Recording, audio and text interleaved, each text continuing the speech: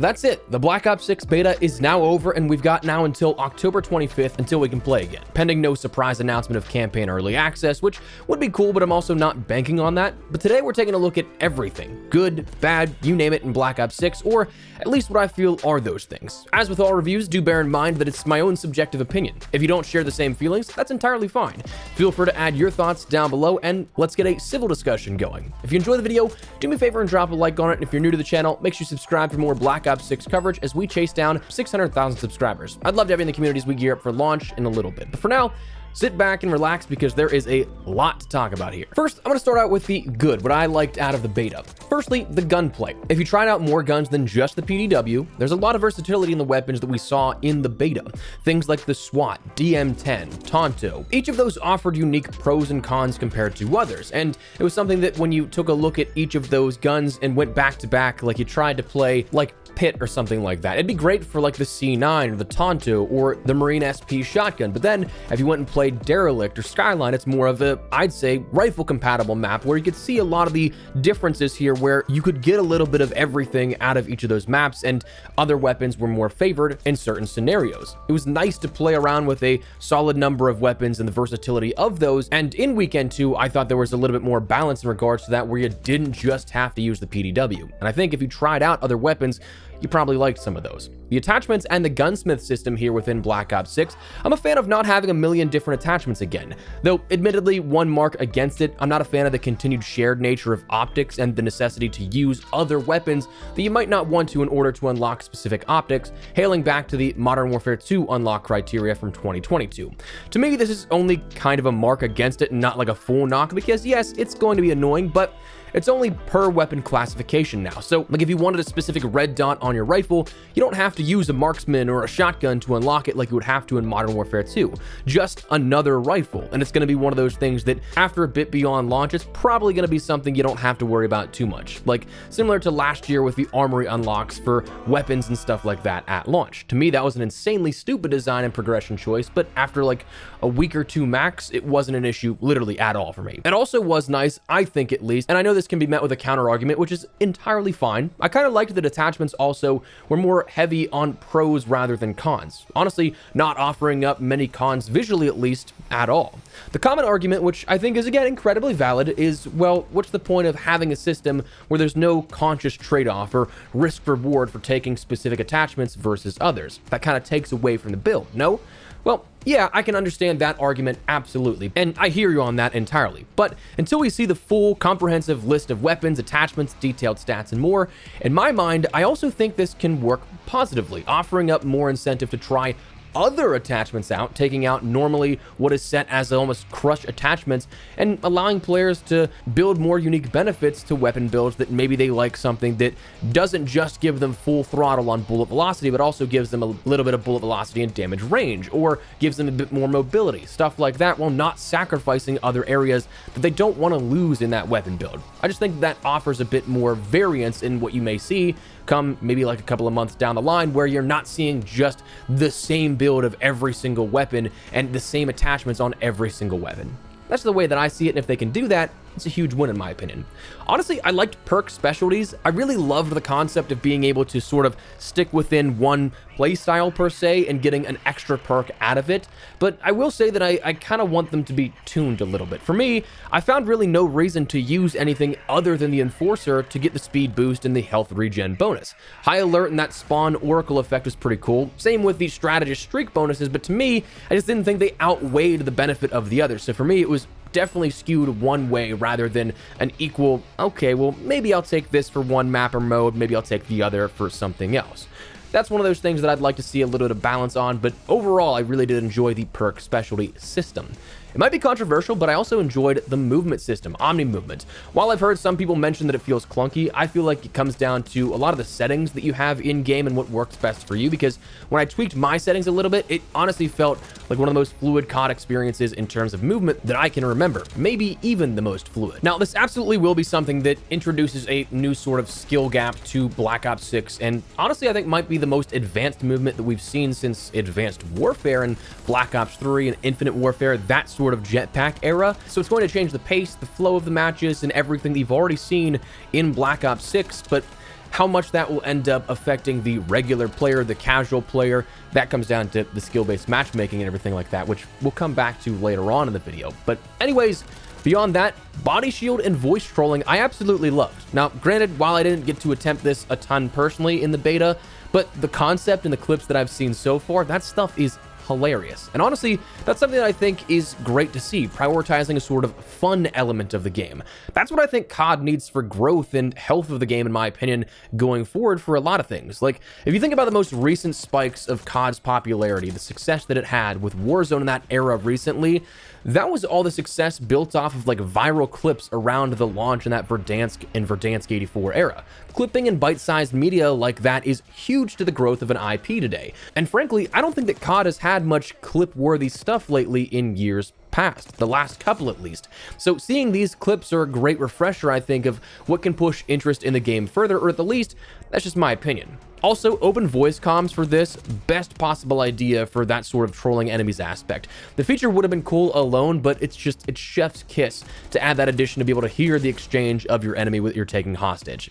Beyond that, HUD presets I think are a great thing that are being added within Black Ops 6. Playing around with a little bit of these here in the beta, it's definitely nice. I'm curious to see how many we get at launch. Obviously, we get those 2 additional ones likely that are locked at the moment, but then going forward, I'm curious to see if there's any additional HUD presets being made, or if they open it up to just straight up being able to customize fully. That'd be kind of cool, but also I feel like logistically speaking, it'd be kind of a nightmare to give full tools to all platforms like that, but we'll see. The dedicated melee weapon slot is something that I don't think is necessarily needed per se, but it's definitely nice to have be able to have that third option of a melee and then be able to run out with that all the time while not sacrificing anything in regards to your primary or secondary. I do like that. Map voting and the random selection obviously is something that I think should be the norm within COD, but it is nice to see in years prior where that was not there. It's nice to see it here as a staple again within Black Ops 6. Now, beyond that, that's some of the good stuff that I really enjoyed out of the beta. One thing that I would like to see that was not in the beta, but I think just does nothing but benefit the player for the information of what streak they may be on. I'd love to see a kill counter functionality, something that just shows visibly what kind of streak you're on your HUD.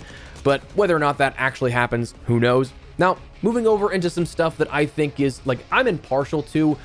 I didn't really care for it, but also it's not like something that takes away from the gameplay experience. Firstly, best play returning. Now, while it is something that a lot of players do not prefer best play, entirely understand that, this is going to be a hybrid system at launch. Some modes are going to use best play, others, like Search and Destroy, for example, will end up solely being final kill cam. So in the beta, we saw best play, but again, grand scheme of things, while I don't care for it, I don't know that it necessarily detracts from anything in regards to the gameplay experience. I also would love to see at launch the ability to leave during the best play mechanic and the winner's circle, but I don't think that we'll see that based off of, I think it was since like Vanguard we saw there was no ability to leave after that already started. Winner's circle is also one of those things that I don't really care for, but doesn't detract from the gameplay experience as well. Same thing with emotes. The only thing that I will say that I'm a little skeptical on and worried about with the future is the over monetization of emotes, getting a little too weird and wacky depending on what way you also sway in terms of the sort of immersion and realism factor of it. I definitely think that's going to be something that goes a little to the extreme by season 4, 5, and 6 later on this time next year, but yeah. It's just something I don't really care for, but doesn't really take away from the game. And then one final thing, and the impartial thing came down to just like the lack of variety of players willing to try different weaponry. That kind of annoyed me a little bit, but again, that wasn't really anything on Treyarch's end with the game. The PDW was obviously a very logical choice to use to do well within the first weekend of the beta. The second weekend, it was still very good, but it was definitely more in line with other weapons.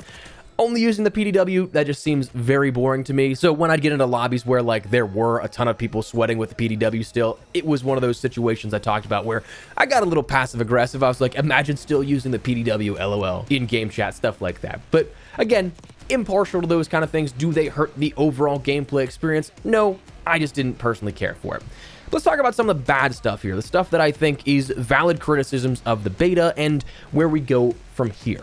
Firstly, the COD HQ. I said this in the issues video that we talked about last week, but why do I have to boot the COD HQ with Modern Warfare 3 to then boot into Black Ops 6 as a separate application, only for an update requires restart to boot up Black Ops 6 once again, then have honestly a pretty solid chance of getting the game to crash on that boot, then having to restart to go to the COD HQ and Modern Warfare 3, booting into Black Ops 6 again, and well, you get where I'm going with this. It like takes anywhere from like a minute to 2 to 3 minutes, the entire process here, just to boot into Black Ops 6 on PC. Consoles, I don't think had this issue as bad. It was something that seemed like it was a little bit more seamless of a transition based off of the times that I was booting the game for the, say, graphical comparisons video we did. But it's still just, it's annoying that that kind of stuff persists with the COD HQ when the entire basis of the COD HQ is to have everything all housed in one so that you could go from that COD HQ landing page and then just jump into the multiplayer or Warzone experience like you can currently. Now, come launch of the game, this is going to be something that will be different. It's already been detailed that the COD HQ is going to be changing slightly in design and how it actually works. So at least right now, it's kind of an annoyance and something that I thought was bad, but in the future, we'll have to wait and see because that's going to change around Season 6 in that launch here. Maybe Season 6 for Loaded, off the top of my head, can't remember which one. But anyways, optimization was also something that I think was a little subpar with this beta. Granted, it is a beta, but I do feel like there was a bunch of optimization issues that needed to be ironed out. From both the PC side, but also console, I experienced a little bit of stuff that I think could have been optimized better. Again, in those sort of brief hours that I played on PlayStation 5, Xbox Series X, PlayStation 4, and Xbox One. Ping, packet bursting, and netcode is absolutely something that needs changed here for launch. Between the stuttering and the freezing of packet bursting, it happened to me often, of course, as I was just about getting into a gunfight, and then you die because of that. You like skip over where your aim of the enemy will be, but then also I'd have matches where I'm playing at like 200 millisecond ping. That kind of stuff is unacceptable for a game of such caliber. And that, honestly, as we've talked about, might come down to some of those things with skill-based matchmaking, team balancing, prioritizing, say, matching a party versus a party rather than an actual good gameplay experience. You shouldn't be at 200 millisecond ping ever within games of today's day and age. At least that's the way that I see it, especially something that has the player base and the population of Call of Duty. Hundreds of thousands, if not millions of players daily. You shouldn't be having those issues. So we need to get these things fixed for launch. Otherwise, why would people continue to play your game and come back to it? If it's an unplayable mess, they're just not going to come back.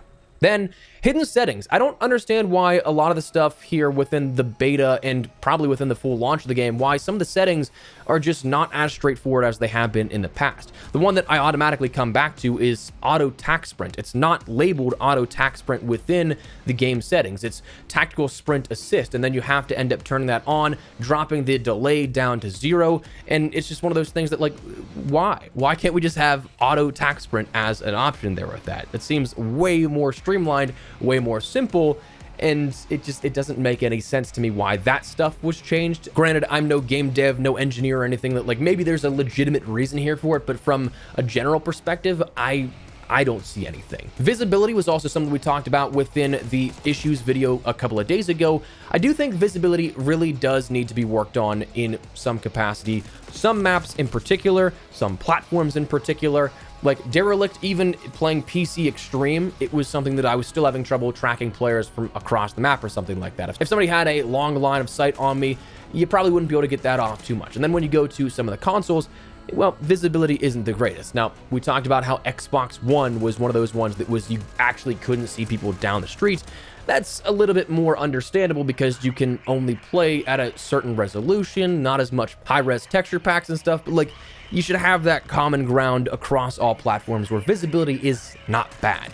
Spawns also were very bad weekend 1. I think weekend 2 for some of the general maps, they weren't as bad as weekend 1. Like, there were definitely some improvements. The map Babylon is definitely going to be problematic. I don't know how you fix that though, because it is one of those things that it's such a small map for a core map size that there's not really many areas that you could end up adjusting spawn logic to spawn somebody else at a different location as opposed to where they are currently. Strike maps and stuff like that obviously makes sense because you are such a small map size, but even in like Pit and Gala, there were times where you still have better spawns than, say, Babylon. And actually, coming to that, map design and layout is something that I'm a little worried about when it comes to the larger map offering at launch. We, of course, saw, what, like 8 maps Pit, Gala, Stakeout, Babylon, Derelict, Scud, Rewind, and Skyline. But I think that especially with segmented maps specifically for small frenetic combat in the way of the established strike maps, you could do a bit more in regards to not like large maps like Stonehaven from Ghost or something like that, where it's practically a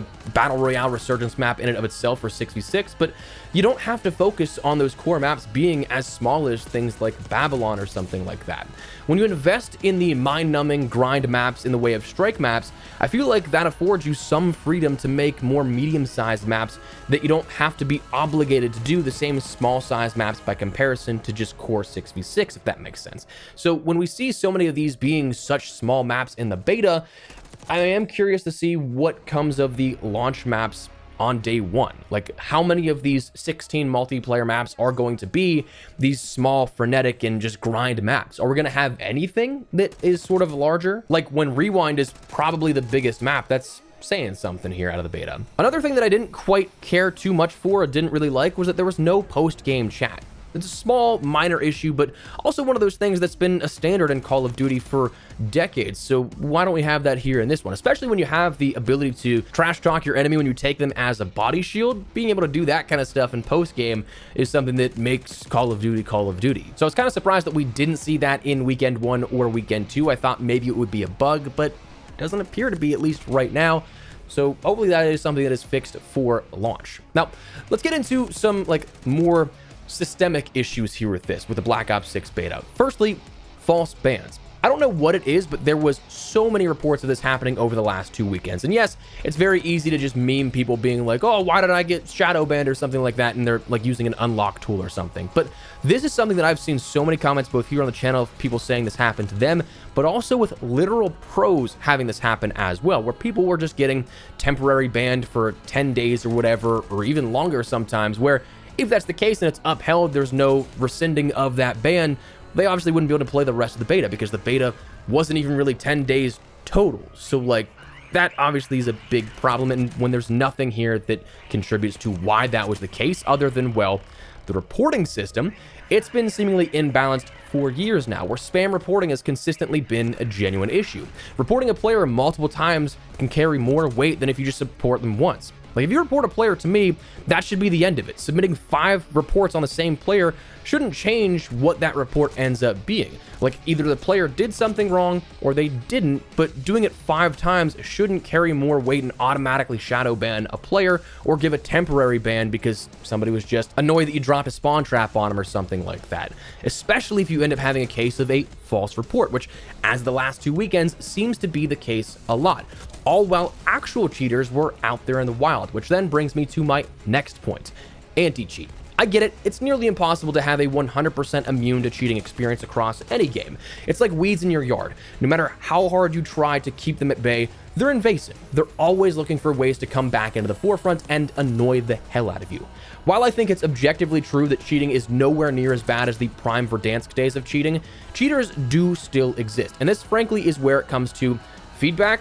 I don't know much to offer. Like, I'm just a lowly idiot with a microphone on the internet. I can't really offer much in terms of valid help on how you mitigate this problem here at this. I don't know the engineering of an anti-cheat, the ins and outs of game dev and security, but in an age of anti-cheat being a bit more reactionary rather than preventative in nature, stopping things before they begin, I think something has to give to stop these issues before it ruins the experience for other players even further. Now, the final thing we'll talk about in regards to the bad here at this is one that, well, honestly, it's beating a dead horse at this: skill-based matchmaking. I mentioned this in our video in the middle of last week, some of the issues that I had with the beta. I'm in no way, shape, or form for skill-based matchmaking. Again, I'll make that abundantly clear. I'm from that generation of gaming where if you wanted to get better, you played, you practiced, and then you got better. It took me years to get to a point where I was like, oh, I kind of feel good at this game. I think that was like COD 4 when I picked up in the middle of the year, World at War, Modern Warfare 2, then Black Ops, where it was all growing pains. It wasn't until like Modern Warfare 3 when I was like, oh, I'm not doing so bad now. Actually, I kind of get the hang of this.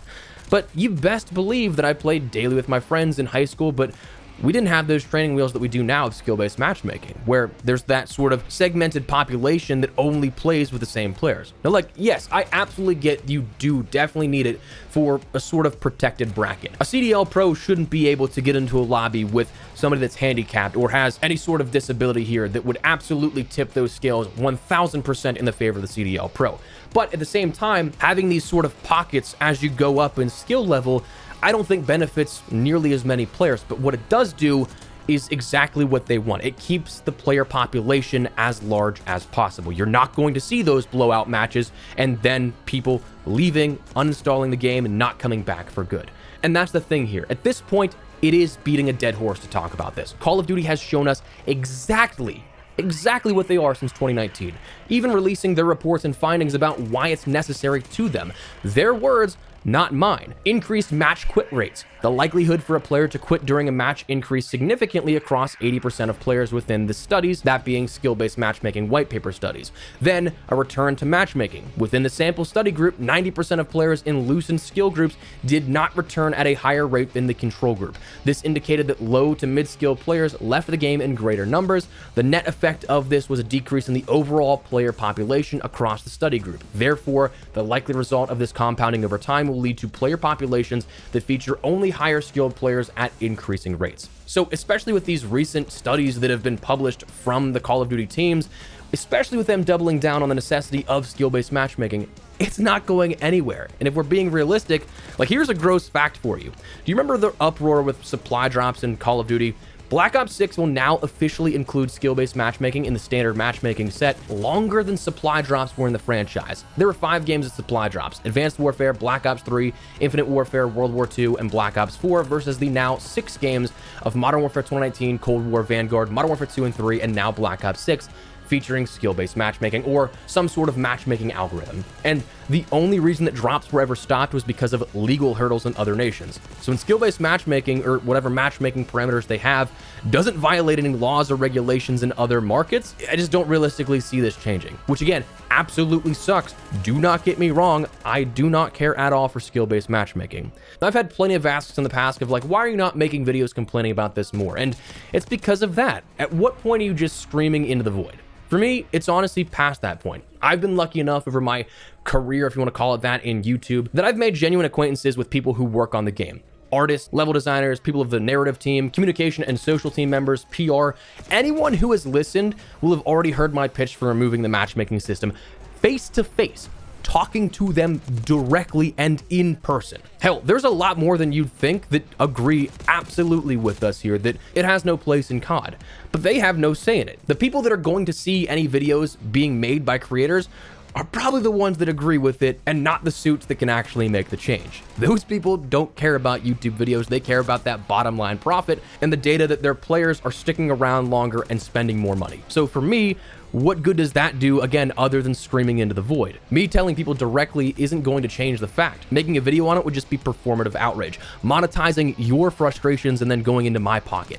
That doesn't seem fair, does it? So at this point in my life, at this point in my COD career, again, if you want to call it that, I've realized that I'm not the core demographic. I've started to play and post other games here on the channel in the last 1.5 to 2 years at this point, and I've been pretty open about my stance on how this year will go and my personal grind for the game because of that matchmaking system. I've already made peace with it. I'm going to grind out the game, get the launch content done all through like Q4 here of 2024.